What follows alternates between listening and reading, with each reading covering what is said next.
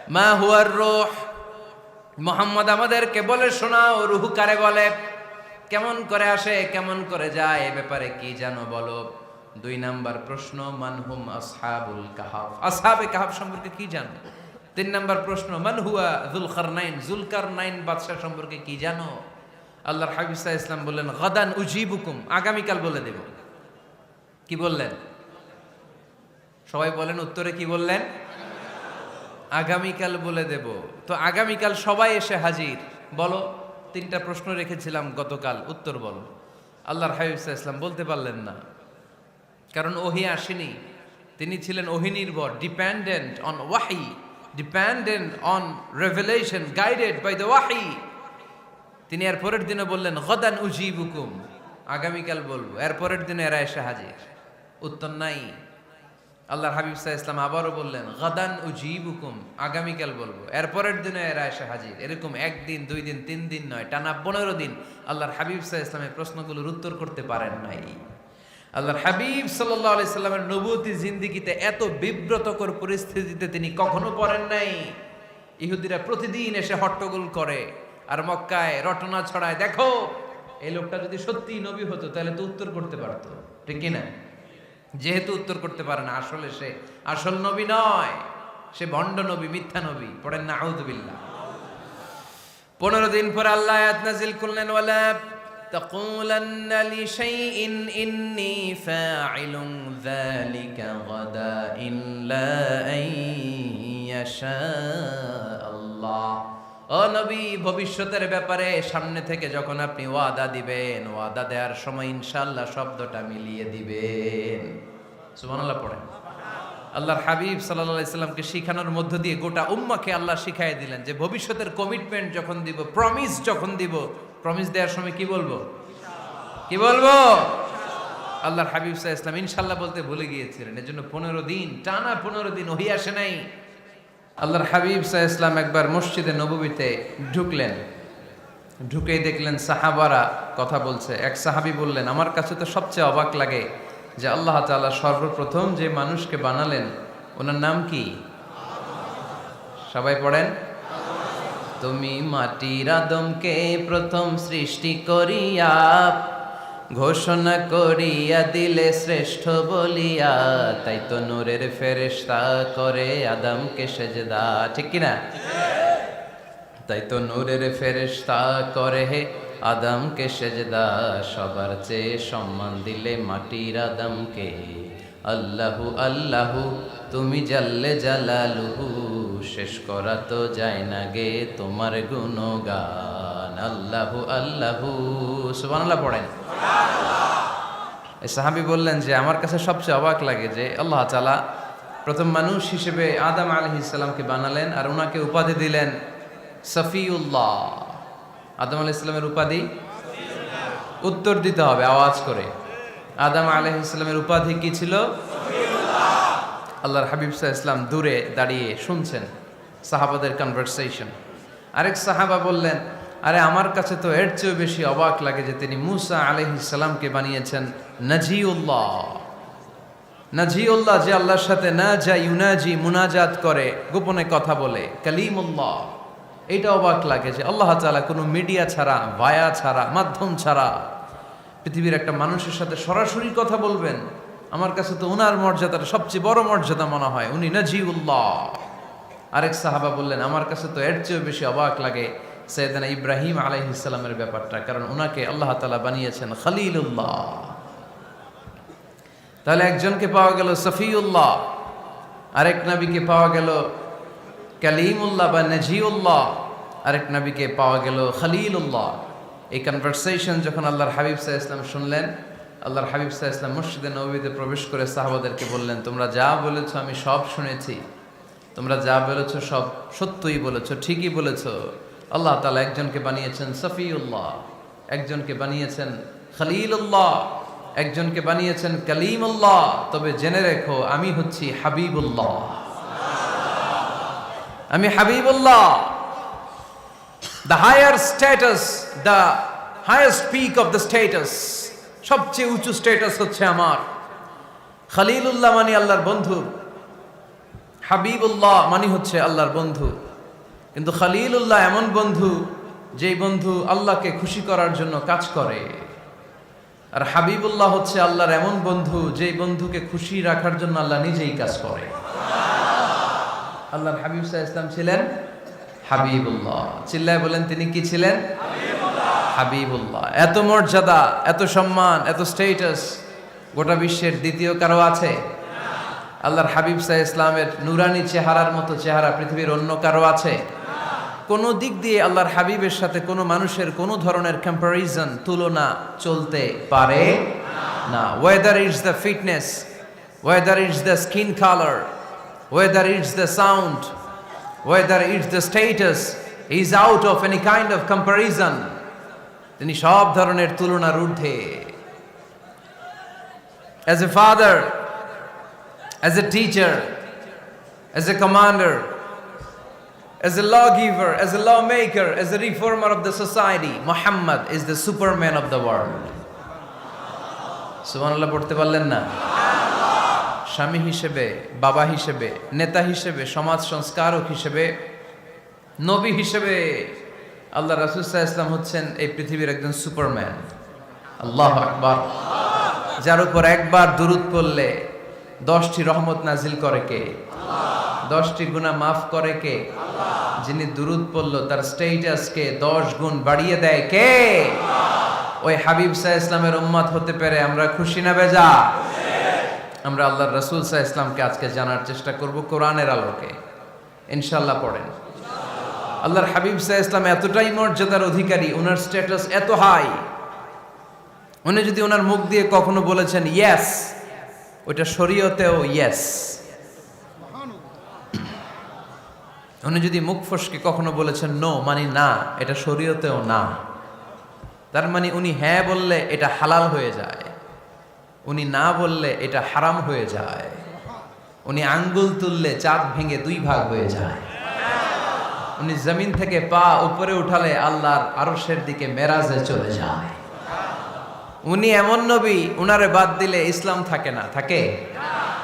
উনি এমন রাসূল, উনারে বাদ দিলে কোরআন বোঝা যায় না, কারণ কোরআন ওনার উপর নাজিল করেছে কে? আল্লাহ। উনি এমন হাবিব যাকে বাদ দিলে হাদিস বোঝা যায় না, কারণ এই হাদিস হচ্ছে এই প্রিয় নবীর মুখনিসৃত বাণী, ঠিক কি না? উনি এমন রাসূল যাকে বাদ দিলে সালাত বোঝা যায় না, কারণ সালাত কেমন করে পড়তে হয়, আদায় করতে হয় বিশ্বনবী হাতে কলমে শিক্ষা দিয়েছেন, ঠিক কি না? এক সাহাবী সালাত পড়ছিলেন, সালাত পড়ে আল্লাহর হাবিব সাল্লাল্লাহু আলাইহি ওয়াসাল্লামের কাছে আসলেন। আল্লাহ রাসূল বললেন সাল্লি ফা ইন্নাকা লাম তুসাল্লি, রিপিট ইউর সালাহ because you didn't offer your সালাহ ইন এ কারেক্ট ওয়ে। আবার নামাজ পড়া হয় নাই। সাহাবী যে আবার পড়লেন, আবার আসলেন, আল্লাহর হাবিব বললেন আবার পড়ো, হয় নাই। সাহাবী পরে আসলেন, আল্লাহর হাবিব বললেন সাল্লি ফা ইন্নাকা লাম তুসাল্লি, আবার নামাজ পড়া হয় নাই। এবার সাহাবী এসে কেঁদে দিলেন, এসে বললেন ইয়া রাসূলুল্লাহ, এর চেয়ে ভালো তো আমি পড়তে পারি না। আল্লাহর হাবিব জড়িয়ে ধরলেন আর বললেন আসো শিখিয়ে দেই কেমন করে সালাত পড়বে। সালাতে কোনো তাড়াহুড়ো করবে না। রুকুতে যখন যাবে তোমার পিঠটা হবে স্ট্রেইট ফরওয়ার্ড, স্ট্রেইট ফরওয়ার্ড। রুকু থেকে সোজা হয়ে দাঁড়াবে, 2 সেজদার মাঝখানে সোজা হয়ে বসবে। সেজদায় যখন যাবে রিল্যাক্স করবে। সালাতে কি করতে হয়? রিল্যাক্স। আমার সাথে সাথে সবাই আওয়াজ করে পড়েন রিল্যাক্স। সালাতে রিল্যাক্স করবেন, আপনি তাড়াহুড়ো করতে পারবেন না। আল্লাহর হাবিব সাল্লাল্লাহু আলাইহি ওয়াসাল্লাম শিখালেন কিভাবে সালাত পড়তে হয়। তার মানে এই নবীরে বাদ দিলে সালাত বোঝা যায় না, এই নবীকে বাদ দিলে সিয়াম বোঝা যায় না। সিয়াম কেমন করে পালন করতে হয় এই নবী শিখিয়েছেন। এই নবীকে বাদ দিলে হজ বোঝা যায় না, কারণ এই হাবিব বলেছেন খুযু আন্নী মানাসিকাকুম, কেমন করে হজ করতে হয় আমার কাছ থেকে শিখে নাও। এ নবী এমন নবী, এ নবীরে বাদ দিলে জান্নাতে যাওয়া যায় না, ঠিক কি না? এজন্য এই হাবিবরে বাদ দেয়া যাবে? আল্লাহর হাবিবের চাইতে শ্রেষ্ঠ কাউরে পাওয়া যাবে? আমার নবীর চাইতে বিশ্বস্ত কেউ আছে? সে কোন বন্ধু বলো বেশি বিশ্বস্ত, সে কোন বন্ধু বলো বড় বিশ্বস্ত, কার কাছে মন খুলে দেয়া যায়, কার কাছে প্রাণ খুলে দেয়া যায়,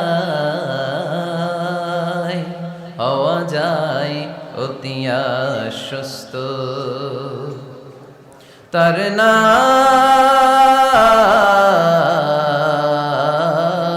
আহমদ বড় বিশ্বস্ত। সুবহানাল্লাহ। ওনার চাইতে বিশ্বস্ত গোটা দুনিয়ায় দ্বিতীয় কাউকে খুঁজে পাওয়া যাবে। এজন্য উনি যা নিয়ে এসেছেন ওইটাই আমাদেরকে ধরতে হবে, because he is our model. তিনি আমাদের সেলিব্রিটি, তিনি আমাদের মডেল। তিনি যেমন যেমন করেছেন তেমন তেমন করলে লাভ না লস? আওয়াজ করে বলতে হবে, লাভ না লস? এজন্য আল্লাহর হাবিব সাল্লাল্লাহু আলাইহি ওয়াসাল্লামের আদর্শই আমাদের আদর্শ, ঠিক কি না? ওমা আতাকুমুর রাসূলু ফাখুযুহু ওমা নাহাকুম আনহু ফান্তাহু। Whatever he brings with, take it. Whatever he forbids, abstain from it. তিনি যা নিয়ে এসেছেন ধরো, তিনি যা নিষেধ করেছেন ছাড়ো। পারা যাবে? আমি প্রশ্ন করি, উত্তর দেন। তিনি যা নিয়ে এসেছেন ধরো। আওয়াজ করে বলবেন, তিনি যা নিয়ে এসেছেন ধরো, তিনি যা নিষেধ করেছেন ছাড়ো। এতেই কল্যাণ, দুনিয়াতেও কল্যাণ, আখিরাতেও কল্যাণ, ঠিক কি না?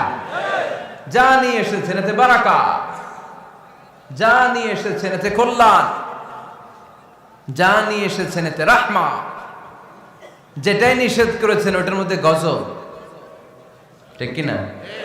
যেটাই নিষেধ করেছেন ওটার মধ্যে ক্ষতি, যা তিনি বারণ করেছেন ওইটাতে লস। আমরা লসের খাতায় নাম তুলতে চাই না। এজন্য আল্লাহর হাবিব সাল্লাল্লাহু আলাইহি ওয়াসাল্লাম যা নিয়ে এসেছেন আমরা সেটাই ধরবো, যা থেকে তিনি বারণ করেছেন ওটা ছাড়বো। আমাদের মডেল হচ্ছে নবীরা, ঠিক কি না? নায়ক নায়িকা, গায়ক গায়িকা, ক্রিকেটার, বিজনেস ম্যাগনেট, এরা আমাদের মডেল নয়। আমাদের মডেল হচ্ছে বিশ্বনবী মুহাম্মদ সাল্লাল্লাহু আলাইহি ওয়াসাল্লাম। ইউরোপে, খোদ ইউরোপে বর্তমানে এই নামটা সবচেয়ে বেশি জনপ্রিয়, MUHAMMAD। সুবহানাল্লাহ পড়বেন না? সবচেয়ে জনপ্রিয় নাম কি? মুহাম্মদ। কারণ ইউরোপের ইয়াং সোসাইটির, মুসলিম ইয়াং সোসাইটির ছেলেরা এমনভাবে তারা দাওয়াতি কাজ করতে শুরু করেছে, বিষ্ণু ঈসা ইসলামের নামটা গোটা ইউরোপ জুড়ে ছড়িয়ে পড়েছে। কিছু ছেলে ক্লিনলিনেস অ্যাওয়ারনেস ক্যাম্পেইন করেছে, পরিচ্ছন্নতা অভিযান। যেখানেই ময়লা ক্লিন করে, কিন্তু কোনো কথা বলে না। প্রত্যেক একটা টি শার্ট গায়ে দেয়, একটা গেঞ্জি পরে, ওই টি শার্টের পেছনে লেখা থাকে MUHAMMAD, মানে কি? মুহাম্মদ। যারাই তাদের কার্যক্রম দেখে তারা দেখে তাদের গেঞ্জির পিছনে লেখা MUHAMMAD। কি চমৎকার আইডিয়া! ইউরোপিয়ান লোকদের মাথায় চিন্তা, কারা এরা, এত ভদ্র কেন, কেন এত পরিচ্ছন্নতার অভিযান করে, আর তাদের গেঞ্জির পিছনেই এই শব্দটা লেখা কেন, MUHAMMAD। Who is this? Who is this personality? We don't know anything about him. আমরা তো কিছু জানি না ওনার ব্যাপারে। Then they search in Google. তারা গুগল করে, ইন্টারনেটে সার্চ দেয়, মুহাম্মদ লিখে। ইন্টারনেট তাদেরকে মুহাম্মদ সাল্লাল্লাহু আলাইহি ওয়াসাল্লামের জীবনী দিয়ে দেয়। তারা মনের অজান্তেই বিশ্বনবীর জীবনী জেনে বিশ্বনবীর আশেক হয়ে যায়, বিশ্বনবীর প্রেমে পাগল হয়ে যায়। যাদের নসিব ভালো, অনেকে কালিমা পড়ে মুসলমান হয়ে যায়। এজন্য বিশ্বনবী সাল্লাল্লাহু আলাইহি ওয়াসাল্লাম তিনি হচ্ছেন আমাদের মডেল, ঠিক কিনা? তিনি যা এনেছেন সেটা আমরা ধরবো, তিনি যা নিষেধ করেছেন সেটা আমরা ছাড়বো। আমরা যদি আল্লাহর ভালোবাসা পেতে চাই, বিশ্বনবী সাল্লাল্লাহু আলাইহি ওয়াসাল্লামের আনুগত্যের দরকার আছে না নাই? এজন্য আল্লাহ বললেন, কুল ইন কুনতুম তুহিব্বুনাল্লাহা ফাত্তাবিউনি ইউহিব্বুকুমুল্লাহ ওয়া ইয়াগফির লাকুম যুনুবাকুম ওয়াল্লাহু গফুরুর রহিম। আল্লাহকে যে পাইতে চায়, হযরতকে ভালোবেসে আরশ কুরসি লৌহ কালম না চাইতে পেয়েছে সে। রসুল নামের রশি ধরে যেতে হবে আল্লাহর ঘরে। নদী তরঙ্গে যে পড়েছে ভাই দরিয়াতে সে আপনি মেশে। হযরতের অনুসরণে আরশ কুরসি লৌহ কালম না চাইতে পেয়েছে সে। সুবহানাল্লাহ পড়ে।